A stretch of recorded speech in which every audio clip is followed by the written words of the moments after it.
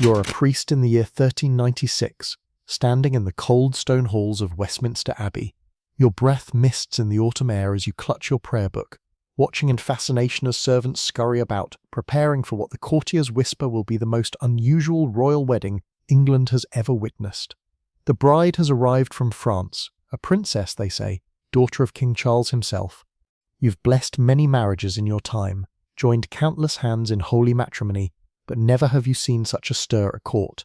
When the great oak doors swing open and the wedding party enters, your eyes widen in disbelief. The groom, King Richard II, cuts an impressive figure at 29, tall, regal, his golden hair catching the filtered light streaming through the stained glass windows. Beside him walks what appears to be a child, barely reaching his elbow, her tiny hand swallowed entirely by his gloved palm. She cannot be more than 6 or 7 years old, this little princess in her elaborate French gown, her dark hair braided with pearls that seem too heavy for her small head. You steady yourself against the altar rail. This is Isabella of Valois, the new Queen of England. In your lifetime you've seen brides as young as 12 or 13. Political matches were the way of noble families after all. You understand the times you live in. Life is brief and uncertain. The Great Plague swept through just 50 years ago, taking half the population. Kings must secure alliances while they can, and marriages seal treaties more permanently than any scroll or seal. As the ceremony begins, you watch the child's face. She seems more curious than frightened, her large dark eyes taking in the grandeur around her, the soaring Gothic arches, the flickering candles, the nobles in their finest silks and velvets. When King Richard speaks his vows, his voice is gentle, almost protective. This is no monster taking a child bride for base desires. This is a king fulfilling his duty to his realm, securing peace with France through this most sacred bond. The marriage will not be consummated. Everyone understands this. The little queen will be raised and educated at the English court until she comes of age. It is the way things are done. You bless their union with a steady voice, though your heart beats strangely as you pronounce them husband and wife. Watching this tiny girl become Queen of England, you cannot help but wonder what fate awaits her in the dangerous game of royal politics. Before diving into these forgotten stories of survival and suffering, if you enjoy learning about the hidden truths of history, consider hitting that like button and subscribing for more content like this. And please, comment below to let me know where you're listening from. I find it incredible that we're exploring these ancient stories together from different parts of the world, connected across time and space by our shared curiosity about the past. The marriage of Isabella of Valois to Richard II was never meant to be a love story. It was a masterpiece of medieval diplomacy, a human chess piece moved across the board to end one of the most devastating conflicts in European history, the 100 Years' War. To understand Isabella's fate, we must first understand the world into which she was born and the forces that would shape her brief, tragic life. Isabella was born on November 9, 1389, at the Louvre Palace in Paris, the eldest daughter of one of medieval Europe's most troubled monarchs. Her father, King Charles VI of France, suffered from bouts of madness which may have made for some frightful moments for the young princess. Known to history as Charles the Mad, her father's condition would periodically transform him from a capable ruler into a raving lunatic who sometimes forgot his own identity, believed he was made of glass, or refused to bathe for months at a time. Imagine little Isabella's childhood in the opulent but unstable French court. One day her father might bounce her on his knee, showering her with gifts and attention. The next, she might find him cowering in a corner, screaming that assassins were coming to kill him, or standing motionless for hours, convinced that if he moved, his glass body would shatter into 1,000 pieces. The palace servants would hustle the children away during these episodes, but the fear and confusion lingered in young Isabella's eyes. Her mother, Isabella of Bavaria, was a formidable woman trying to hold the kingdom together during her husband's periods of incapacity.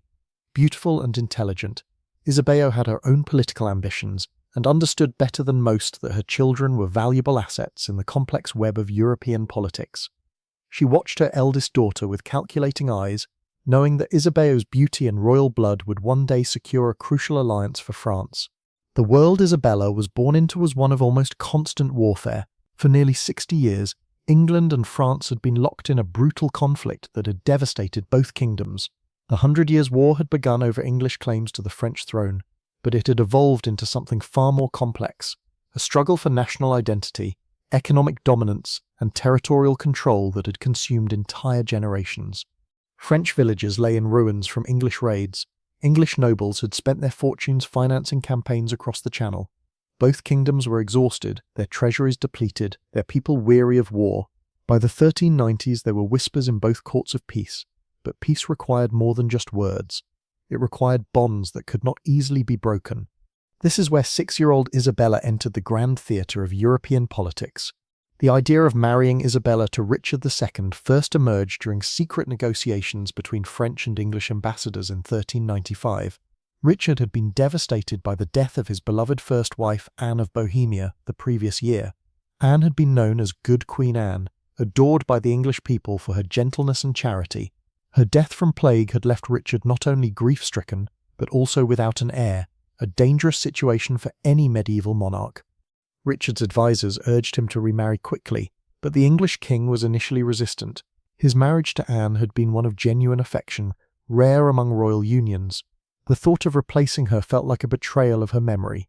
But duty to the realm ultimately outweighed personal sentiment, and when French ambassadors arrived with a proposal that could end the war, Richard began to listen. The French proposition was audacious in its scope. They offered not just the hand of the king's eldest daughter, but a dowry of 800,000 francs, an astronomical sum that would go far toward refilling England's war-depleted treasury. More importantly, they offered a 28-year truce, long enough for an entire generation to grow up without knowing war. There was one significant obstacle. Isabella was only 6 years old. Even by medieval standards, this was unusually young for a royal bride. Most political marriages involved girls who were at least approaching adolescence. But the French negotiators argued that this very youth was an advantage. The marriage would symbolize a new beginning, unsullied by the hatred and blood that had characterized relations between the two kingdoms. Isabella would be raised at the English court, learning English customs and loyalties. By the time she was old enough to rule as queen consort, she would be as much English as French. Richard's councillors were divided. Some saw the wisdom in the proposal. The dowry alone would fund the royal household for years, and the extended truce would allow England to focus on other threats, particularly the growing power of Scotland and ongoing rebellions in Ireland. Others worried about the precedent of marrying a child so young, fearing it would scandalize even the medieval nobility. But Richard himself was intrigued by something else entirely. Court observers noted that when he saw the miniature portrait of Isabella sent by the French ambassadors, something in his expression softened. Here was a child who would need protection, guidance and care. Perhaps, some whispered, the childless king saw in this arrangement not just a political alliance but the opportunity to be a father as well as a husband. The negotiations stretched on for months, with ambassadors crossing the Channel repeatedly to hammer out the intricate details. Every aspect of Isabella's future life was debated and codified. She would retain her French servants and ladies-in-waiting. She would be allowed to practice French customs and maintain correspondence with her family. Most crucially, all parties agreed that the marriage would not be consummated until she reached physical maturity, a protection that was written explicitly into the treaty. Meanwhile, in Paris, 6-year-old Isabella played with her dolls, unaware that her fate was being decided in council chambers and written into documents sealed with wax and ribbon. Her tutors began teaching her English phrases, and seamstresses started work on a trousseau fit for a queen. She was told she was going to marry a great king across the water, but at 6 the concept was no more real to her than the fairy tales her nurses told at bedtime. The wedding ceremony took place not once but twice, reflecting the diplomatic complexity of the union. Isabella was only 7 when she wed Richard II at the English-controlled port of Calais on October 31st, 1396. This first ceremony was intimate, attended primarily by negotiators and high-ranking nobles from both kingdoms. Calais, as English territory on French soil, provided neutral ground for this historic moment. Standing in the Great Hall of Calais Castle, Isabella must have been overwhelmed by the gravity of the moment. She wore a gown of cloth of gold, so heavy with embroidery and pearls that she needed help walking. Her new husband knelt to her level to exchange rings, and witnesses noted how gently he lifted her chin when she seemed frightened by the assembled nobles staring at her. A year later, she was crowned queen in Westminster Abbey. Allegedly, several people died in the crush to get a glimpse of the famous young bride. The English people had heard tales of their new child queen, and curiosity drew massive crowds to London for the coronation. The ceremony itself was a spectacular display of royal pageantry, designed to show both the English nobility and foreign observers that this unusual marriage had the full support of the crown.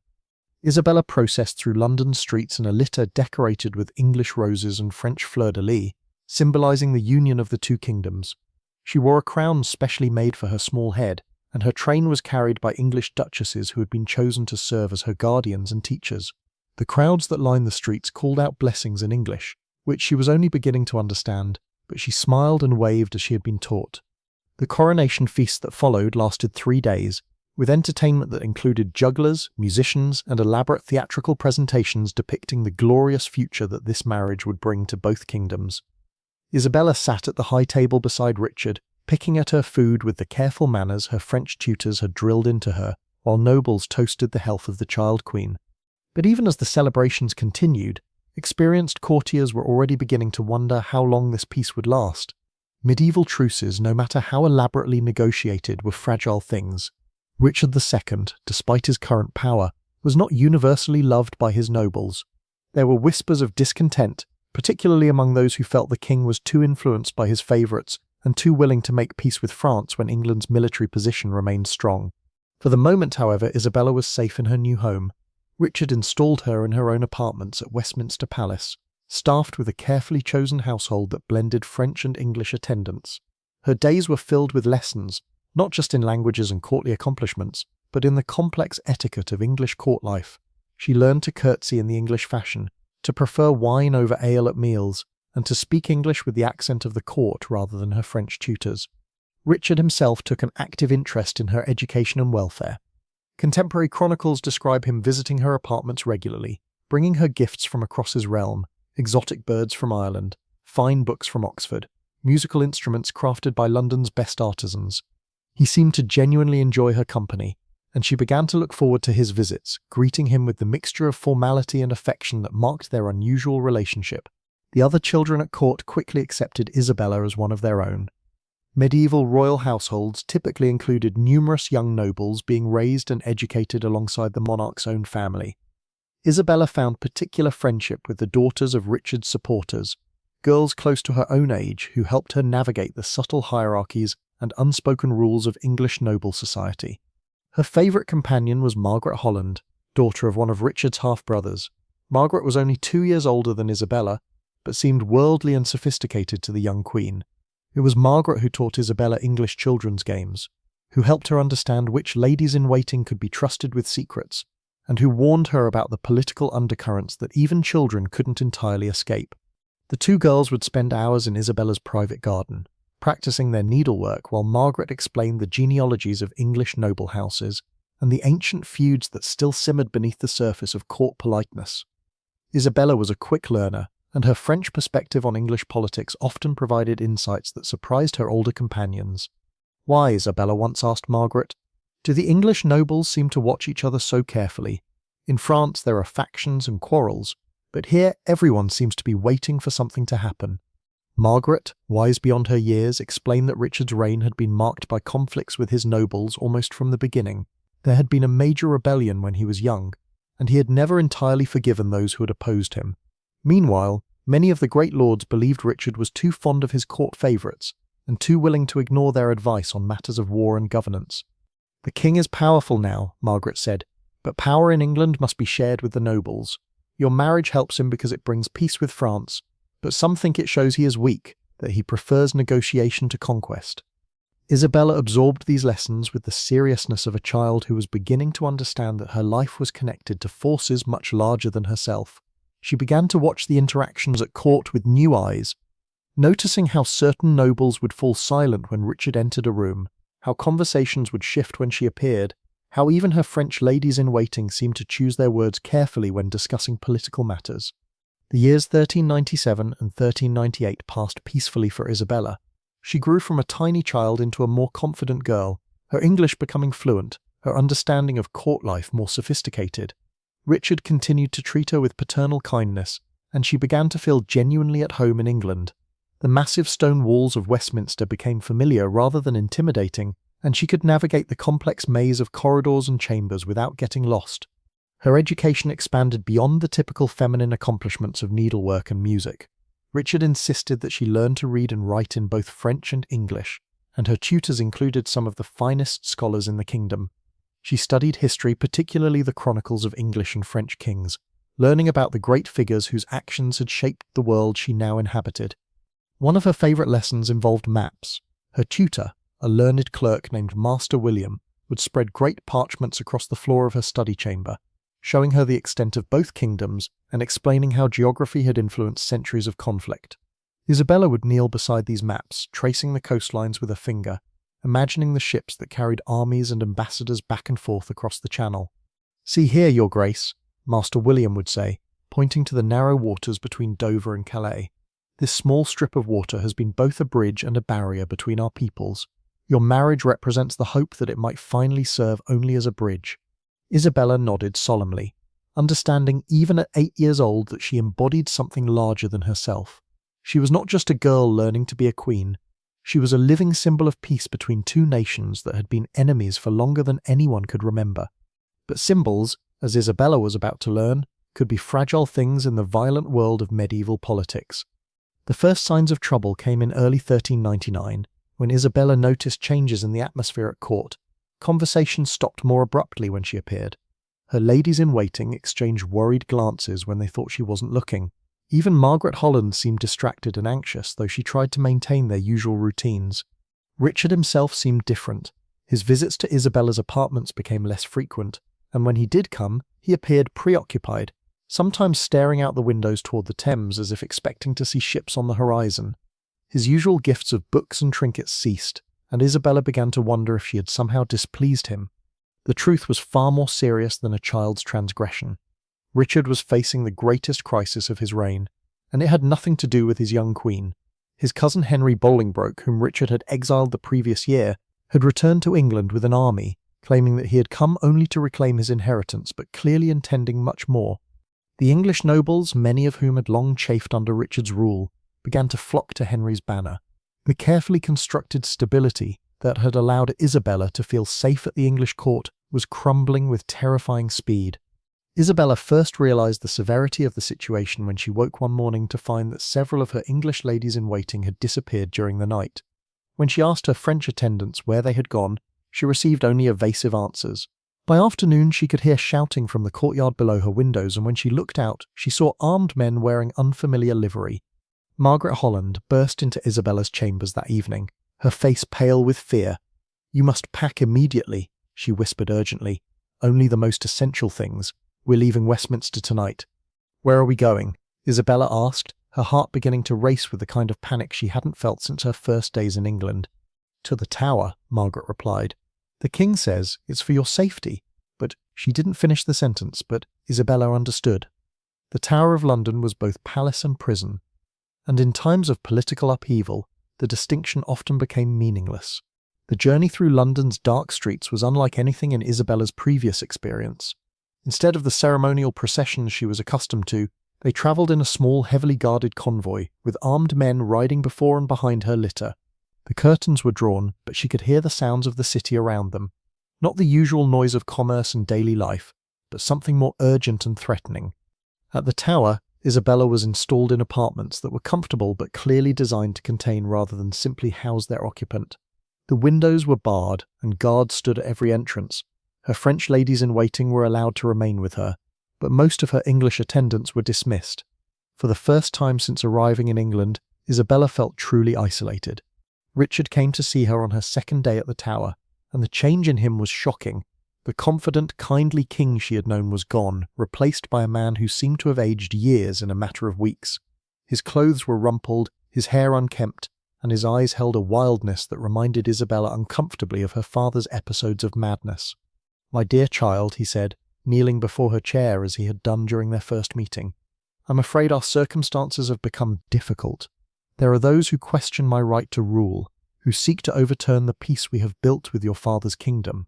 Isabella, now 9 years old and far more sophisticated than she had been 3 years earlier, understood the implications. "Are you still king?" she asked directly. Richard's smile was bitter, for now, but Henry Bolingbroke has many supporters, and I may not be able to protect you as I once could. The conversation that followed was unlike any they had ever had. For the first time, Richard spoke to Isabella not as a child to be sheltered, but as a political equal who needed to understand the realities of her situation. He explained that Henry was claiming the throne, that many of the great nobles had abandoned Richard's cause, and that the future of both England and the peace with France now hung in the balance. "What will happen to me?" Isabella asked, displaying a composure that would have been remarkable in an adult, let alone a 9-year-old girl. "I don't know," Richard admitted, and Isabella could see that this uncertainty tormented him. "Henry may seek to use you as a bargaining chip with your father, or he may honour our marriage and continue to protect you. Much depends on whether he values peace with France above his own ambitions." This was Isabella's first real lesson in the brutal arithmetic of medieval politics. Her value as a person was secondary to her value as a symbol and a diplomatic asset. The love and care Richard had shown her, genuine though it may have been, could not shield her from the larger forces that were reshaping the English kingdom. The next few weeks passed in agonizing uncertainty. Isabella could hear the sounds of the city beyond the tower walls, but she was cut off from reliable news about what was happening. Her French ladies whispered among themselves in their native tongue, but even they seemed to know little beyond rumours and speculation. Finally, on a grey October morning, Isabella heard the sound she had been dreading, the heavy footsteps of armed men approaching her chambers. When the doors opened, she saw not the guards she had become accustomed to, but new men wearing the red rose livery of Henry Bolingbroke. The man who entered behind them was tall and imposing, with the bearing of a soldier and the calculating eyes of a politician. This was Henry himself, now Henry IV of England, come to meet the child who represented both an opportunity and a problem for his new reign. Isabella rose from her chair and curtsied deeply, as she had been taught to do when meeting a king. Henry studied her for a long moment, taking in her poise, her obvious intelligence, and perhaps calculating what use he might make of her. "Your Grace," he said formally, and Isabella noted that he still used her royal title. "I regret that circumstances have made it necessary to discuss your future under such conditions."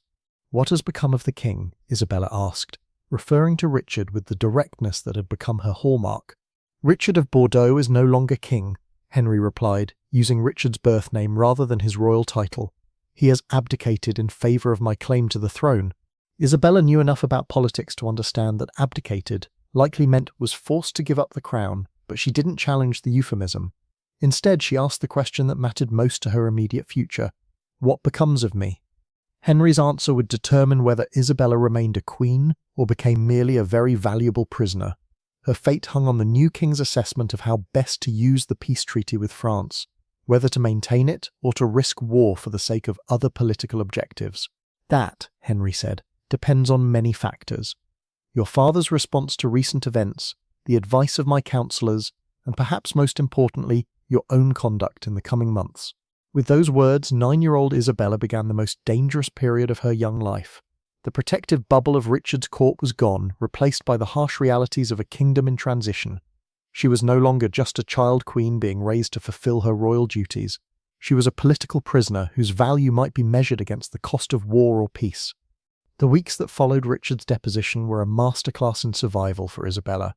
Confined to the tower but not yet formally imprisoned, she had to navigate the treacherous waters of a court that was still deciding what to do with her. Some of Henry's supporters argued that she should be sent back to France immediately, both to avoid the expense of maintaining her household and to signal that England was ready to renegotiate the peace treaty from a position of strength. Others counselled caution, pointing out that Isabella's presence gave England leverage in any future negotiations with France. As long as she remained in English custody, her father would be reluctant to take any action that might endanger her welfare. This faction argued that she should be maintained in comfort, but kept under careful watch. Isabella herself played her part with remarkable skill for such a young girl. She was unfailingly polite to her new captors, careful never to give offence or appear to be plotting against Henry's government. At the same time, she maintained the dignity befitting her rank, refusing to be treated as anything less than the queen she legally remained. Her French ladies-in-waiting proved invaluable during this period.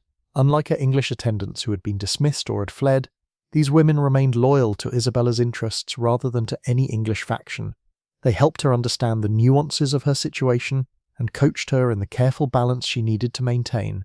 "Remember," her chief lady-in-waiting, Madame de Cossey, advised her, "you are still Queen of England in the eyes of the law and of your father's court. Henry may wear the crown, but he has not yet dared to dissolve your marriage or formally repudiate the treaty.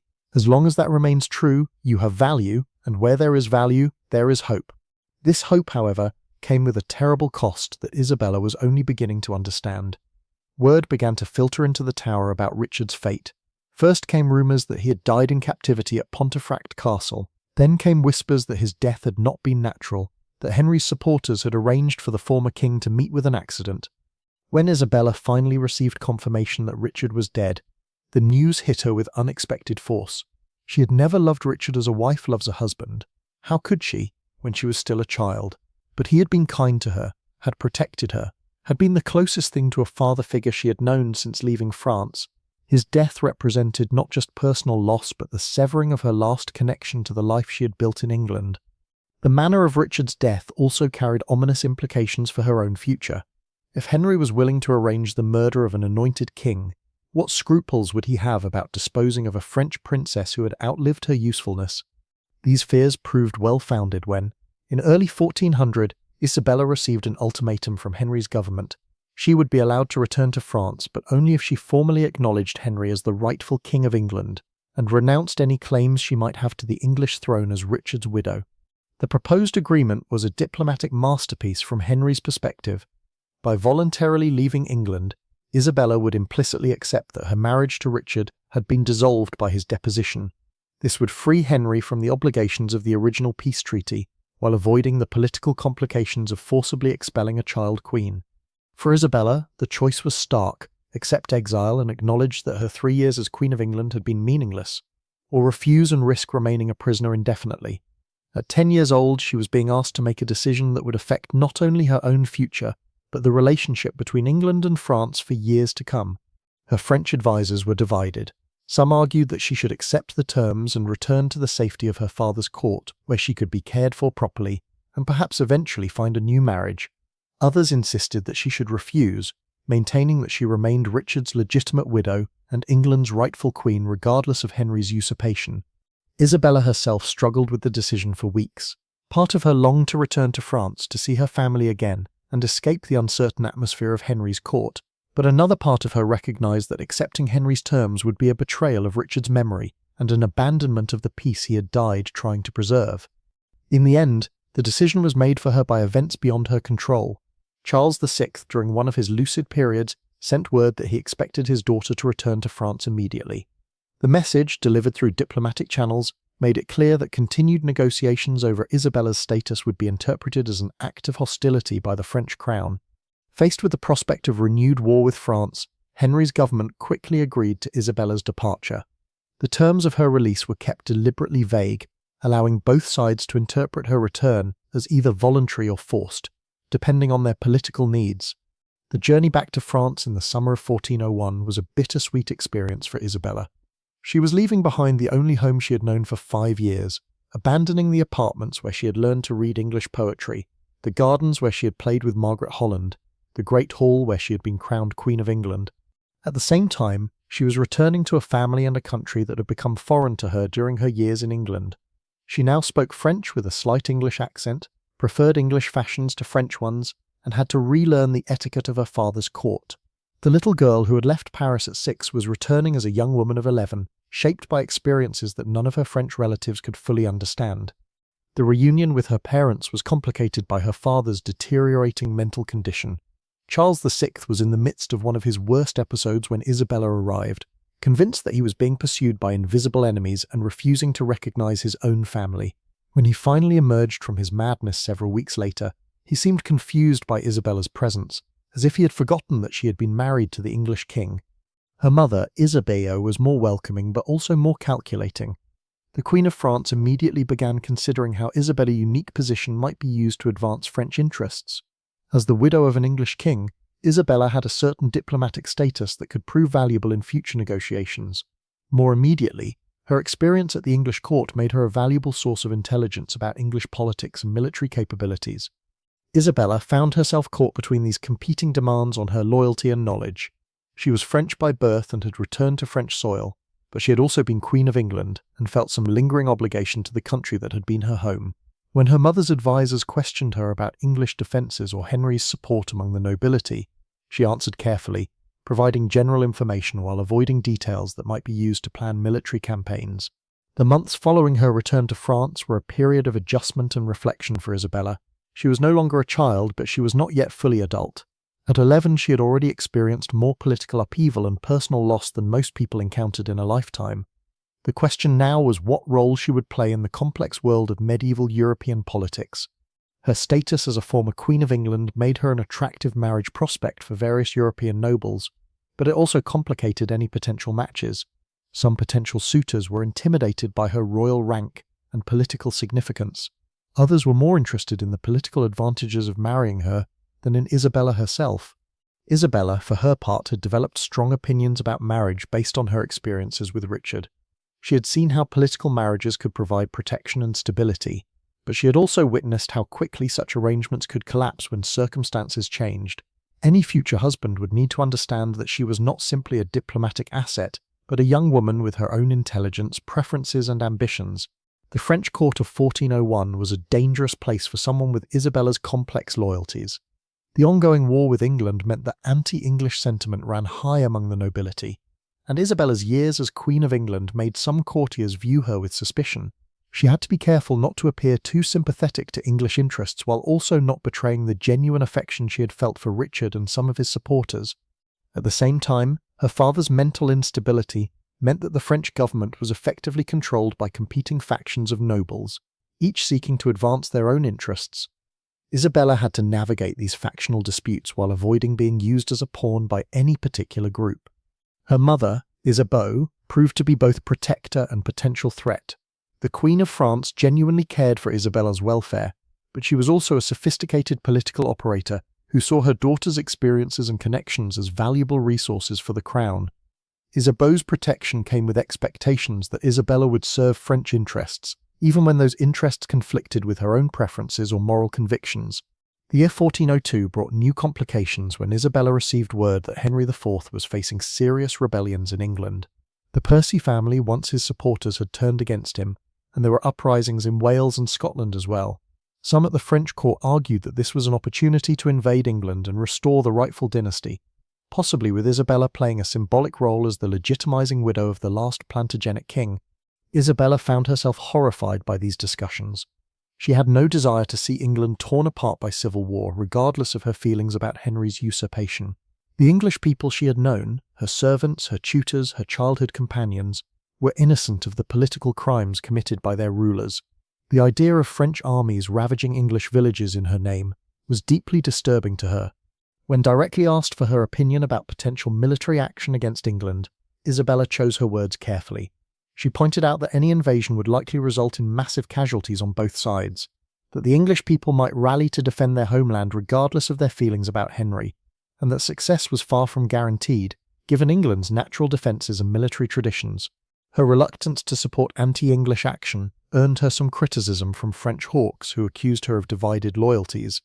But Isabella's position was supported by more moderate voices at court, who argued that peaceful relations with England served French interest better than renewed warfare. These political tensions came to a head in 1403, when Isabella was approached by representatives of Charles, Duke of Orléans, with a marriage proposal that would dramatically change her life once again. The Duke of Orléans was Isabella's cousin, the son of her father's brother, and one of the most powerful nobles in France. At 29, he was exactly the same age Richard had been when he married Isabella, but this time the age gap seemed less significant, given that Isabella was now approaching 14. The proposed marriage was attractive from several perspectives. It would keep Isabella within the French royal family, preventing her from becoming a diplomatic asset for some foreign power. It would also align her with one of the most cultured and sophisticated courts in Europe, as the Duke of Orléans was known as a patron of arts and literature, as well as a capable military commander. For Isabella personally, the match offered the prospect of a marriage based on mutual respect rather than pure political calculation. She had met her cousin several times during her childhood, and he had always treated her with courtesy and kindness. More importantly, he was old enough and experienced enough to be a true partner rather than simply another guardian figure. The negotiations for this marriage took place against the backdrop of continuing chaos in England, and growing French confidence that Henry IV's reign might not survive its early challenges. If Henry fell, there was always the possibility that Isabella might be recalled to England to legitimize a new regime. This potential complication made the timing of Isabella's remarriage crucial from a French perspective. Charles of Orléans understood the delicate nature of the situation. He was not merely seeking a wife, but potentially allying himself with a woman who might one day be called upon to play a role in English politics. This added a layer of complexity to their courtship that was unusual, even by the standards of medieval noble marriages. When Isabella first met with Charles to discuss the marriage seriously, she was struck by how different he was from Richard. Where Richard had been gentle and somewhat otherworldly, Charles was passionate and intensely engaged with the world around him. He spoke to her not as a child to be protected, but as an equal whose opinions and experiences mattered. "I want you to understand," he told her during one of their private conversations, "that I am not seeking to marry the former Queen of England. I am seeking to marry Isabella of Valois, the remarkable young woman who survived the courts of 2 kingdoms and emerged with her dignity intact." Isabella found herself genuinely attracted to Charles in a way she had never experienced before. At 14, she was no longer a child, and the feelings stirring within her were those of a young woman discovering her own desires and preferences. Charles was handsome, cultured, and intelligent, but more importantly, he seemed to see her as an individual rather than merely a political asset. The marriage negotiations proceeded swiftly, once both parties had agreed to the basic terms. Isabella would bring to the marriage her status as a former queen and her valuable political connections, while Charles would provide her with a secure position in French society and protection from those who might seek to use her for their own purposes. The wedding took place in June 1406 at the Cathedral of Notre Dame in Paris, a ceremony that deliberately contrasted with Isabella's first marriage, where her wedding to Richard had been a small diplomatic affair. This celebration was a grand spectacle designed to demonstrate the power and prosperity of the French royal house. Isabella, now 16, wore a gown of deep blue silk embroidered with golden fleur-de-lis, her dark hair crowned with a circlet of sapphires and pearls. She walked down the aisle of the great cathedral with confidence, no longer the frightened child who had been married to a stranger, but a young woman choosing her own path. Charles waited for her at the altar in his finest robes, his face showing genuine happiness rather than mere diplomatic satisfaction. When they exchanged vows, their voices were clear and strong, and observers noted that they looked directly at each other rather than simply reciting words to satisfy political necessity. The wedding feast that followed was a celebration of French culture and power. Troubadours sang ballads in honor of the couple. Elaborate theatrical performances depicted the triumph of love over adversity, and the finest wines from across the realm flowed freely. Isabella found herself relaxing and enjoying the festivities in a way she had never been able to do during her time in England. More importantly, she felt for the first time since leaving France as a child that she truly belonged somewhere. The French court had accepted her back not as a failed political experiment, but as a valuable member of the royal family who had gained wisdom and experience from her trials. The early years of Isabella's marriage to Charles were among the happiest of her life. Charles proved to be not only a devoted husband but also an intellectual companion who shared her interests in literature, music, and the arts. His court at Blois became a centre of cultural refinement, attracting poets, scholars, and artists from across Europe. Isabella threw herself into her new role with enthusiasm. She patronized troubadours and commissioned illuminated manuscripts, established a scriptorium where monks copied and preserved important texts, and maintained correspondence with scholars throughout Europe. Her experiences in England had given her a unique perspective on European culture, and she used this knowledge to foster intellectual exchange between French and foreign courts. She also began to develop her own political voice. Charles valued her insights into English affairs, but more importantly, he respected her judgment on a wide range of issues affecting their duchy and the kingdom as a whole. Isabella found herself becoming a true partner in governance, not merely a decorative consort. The couple's first child, a daughter named Jeanne, was born in 1407. Isabella approached motherhood with the same intensity she brought to everything else, determined to be a more present parent than her own mother had been able to be during the chaos of her father's reign. She insisted on nursing the baby herself, despite the protests of court physicians who considered this beneath the dignity of a duchess. Holding her daughter for the first time, Isabella felt a profound sense of completion.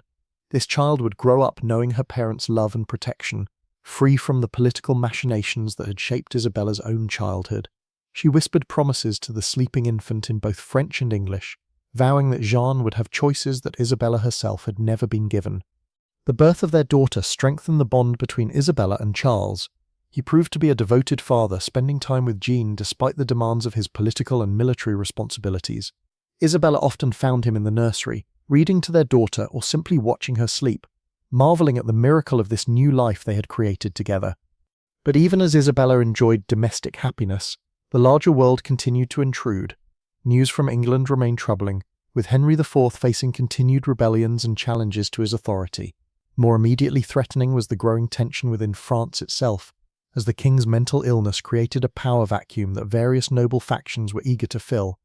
Isabella's father-in-law Louis of Orléans was one of the most ambitious of these nobles. As the king's brother, he claimed the right to govern during Charles VI's periods of incapacity, but this claim was disputed by the Duke of Burgundy, who had his own supporters and his own vision for France's future. The rivalry between the Orléans and Burgundian factions would eventually tear France apart, but in the early years of Isabella's marriage, it seemed like just another of the political disputes that constantly swirled around the royal court. Isabella tried to stay above these factional conflicts, focusing on her family and her cultural pursuits while leaving the political maneuvering to others. This comfortable neutrality became impossible to maintain in November 1407, when Louis of Orléans was assassinated on the streets of Paris by agents of the Duke of Burgundy. The murder was carried out with shocking boldness, the killers striking down the king's brother in broad daylight before disappearing into the maze of Paris's medieval streets. The assassination transformed Isabella's life overnight. Charles, who had inherited his father's titles and responsibilities, was now one of the most powerful men in France, but he was also a marked man. The Duke of Burgundy had demonstrated his willingness to use violence against his enemies, and the Orléans family was now his primary target. Isabella found herself thrust into a world of bodyguards and constant vigilance. Her movements were restricted for security reasons, and her correspondence was monitored to ensure that no information about her family's activities fell into enemy hands. The carefree atmosphere of their court at Blois was replaced by the grim reality of civil war. Charles himself was transformed by his father's murder. The cultured, artistic young man Isabella had married began to show a harder edge, driven by a desire for vengeance that sometimes frightened her. He began to gather allies and resources for what everyone knew would be a long and bloody conflict with the Burgundian faction. Isabella supported her husband's cause but worried about the cost of the coming war. She had already seen how political violence could destroy lives and kingdoms, and she feared that France would suffer the same fate that had befallen England during the Wars of the Roses.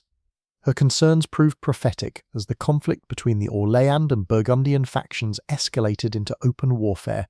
The birth of Isabella's second child, a son named Charles in 1408, provided a brief respite from the political tensions.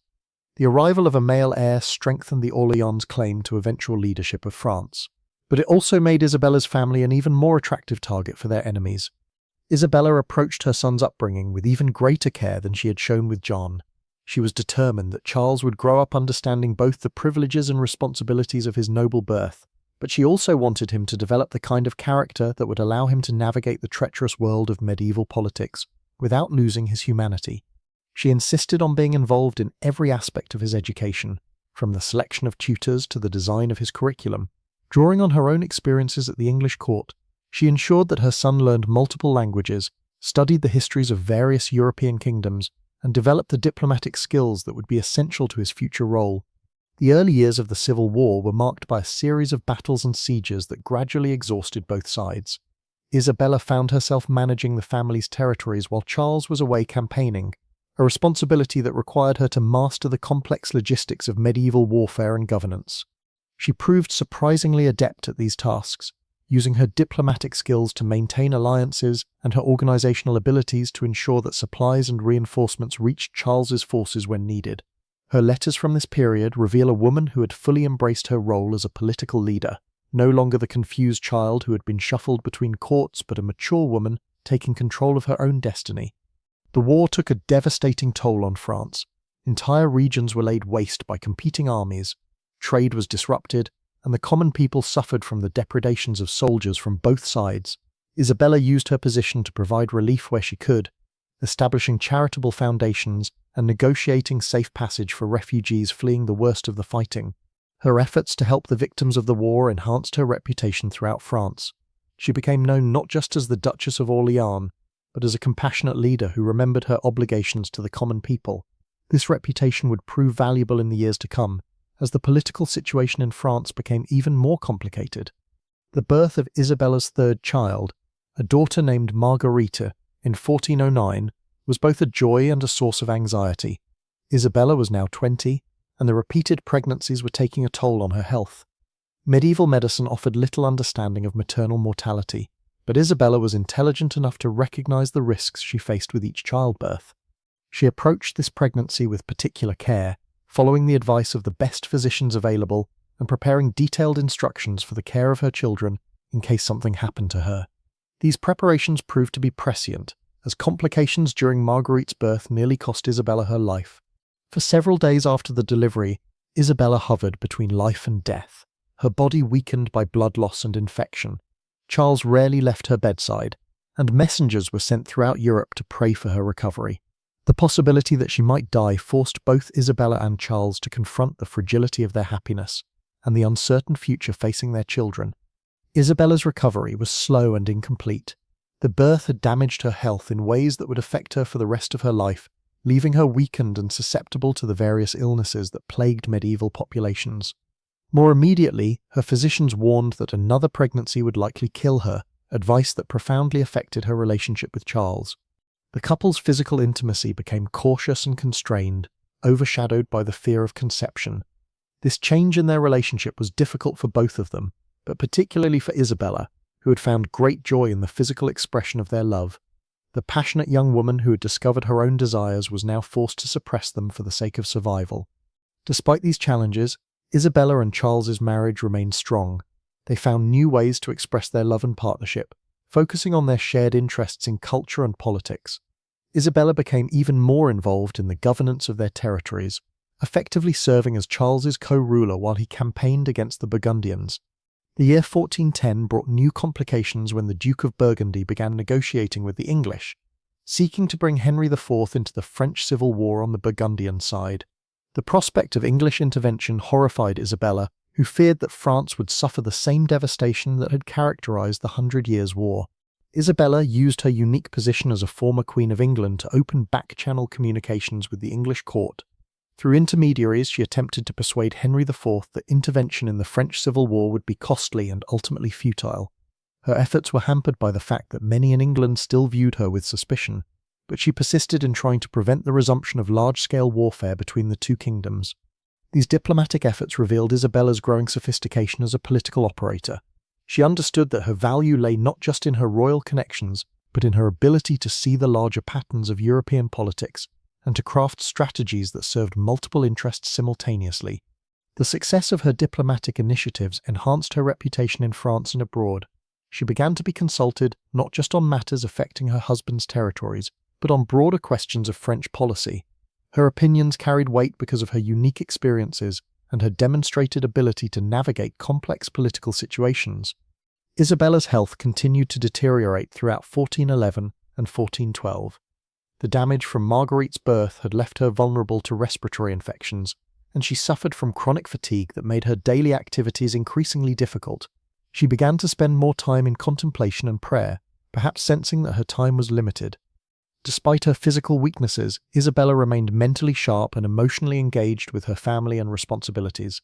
She continued to oversee her children's education, to manage the family's political affairs, and to pursue her cultural interests. Her determination to live fully despite her health problems was an inspiration to those around her. The spring of 1409 brought a brief period of hope when preliminary peace negotiations began between the Orleans and Burgundian factions. Isabella played a significant role in these discussions, using her diplomatic skills and her reputation for fairness to help bridge the gap between the two sides. The negotiations ultimately failed, but Isabella's efforts were widely praised and enhanced her standing as a potential mediator in future conflicts.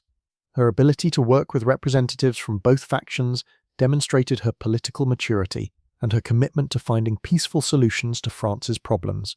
As 1409 progressed, Isabella's health began to fail more dramatically.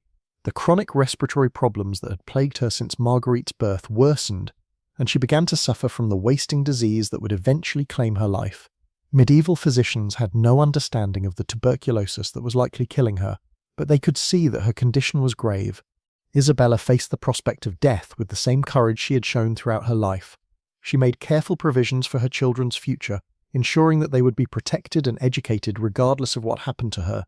She also worked to secure the political position of her husband's faction, understanding that her death might create opportunities for their enemies.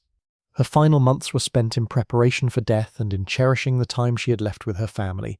She insisted on continuing her daily activities as long as possible, determined not to become a burden to those she loved. Her bravery in the face of terminal illness became legendary, inspiring stories and songs that would be told for generations. Isabella of Valois died on September 13, 1409, at the age of 20. She had lived a life that spanned 3 kingdoms and 2 marriages, experiencing both the heights of royal power and the depths of political uncertainty. Her death was mourned throughout Europe, not just by her family and subjects, but by the many people whose lives she had touched through her kindness and wisdom. The funeral cortege that carried Isabella's body to its final resting place at the Celestine convent in Paris was one of the largest seen in medieval France. Representatives from across Europe came to pay their respects to a woman who had embodied the complex interactions between personal courage and political necessity that characterized her age. Charles of Orleans was devastated by his wife's death. He had lost not just a beloved spouse but a trusted advisor and political partner whose insights had been crucial to his success. The grief-stricken widower would eventually remarry, but he never forgot Isabella or the happiness they had shared during their brief time together. Isabella's children grew up to play significant roles in French and European history. Her son Charles would become a noted poet and patron of the arts, while her daughters would make advantageous marriages that strengthened the Orleans family's position. All of them carried forward the values their mother had instilled in them: courage, compassion, and a commitment to using their privileges in service of others. The political consequences of Isabella's death were felt throughout France and beyond. Her absence removed a moderating influence from the civil war, and the conflict between the Orleans and Burgundian factions became even more bitter and destructive. The peace she had worked so hard to achieve remained elusive, and France would continue to suffer from internal divisions for years to come. Isabella's legacy, however, extended far beyond the immediate political consequences of her death. She had demonstrated that even in an age when women were expected to be passive political assets, it was possible for a determined individual to carve out a space for independent action and moral leadership. Her life story became a source of inspiration for other women facing similar challenges.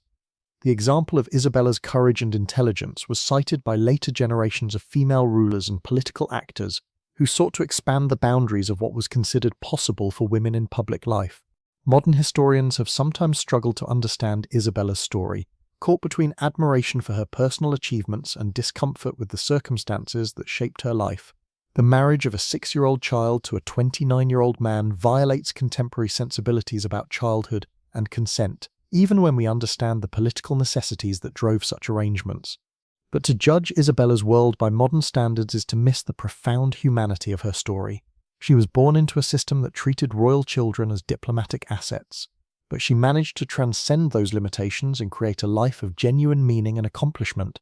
Her marriages, whatever their origins, became partnerships based on mutual respect and affection. The violence and political instability that marked her era were not products of moral failing, but of a world where personal security and political legitimacy were constantly contested. Isabella's ability to navigate these challenges while maintaining her integrity and compassion speaks to the enduring human capacity for growth and moral courage. Her story reminds us that history is not just about the grand movements of armies and the rise and fall of kingdoms, but about the individual human beings who lived through these events and shaped them through their choices. Isabella of Valois chose to be more than a victim of circumstances, and in doing so she created a legacy that transcends the specific political arrangements of her time. Looking back across the centuries, we see in Isabella's life both the limitations and the possibilities that have always characterized human existence. She was constrained by the expectations of her age and gender, but she found ways to exercise agency and to make meaningful contributions to the world around her. Her story is ultimately one of resilience, intelligence, and the refusal to accept that personal happiness and political responsibility are mutually exclusive. The medieval world that produced Isabella of Valois was harsh and unforgiving in ways that we can barely imagine. Life was short, childhood was brief, and political alliances were often sealed with human lives. Yet within these constraints, people like Isabella found ways to create beauty, to show kindness, and to build relationships that brought meaning to their existence. Her legacy is not one of victimhood, but of triumph over circumstances that would have crushed a lesser spirit. In the end, Isabella's story is a reminder that every age has its own moral complexities, and that the people of the past, however different their world may seem, shared our fundamental human needs for love, security, and purpose. To understand her life is to understand something essential about the human condition, that we are all products of our time, yet capable of transcending the limitations that time imposes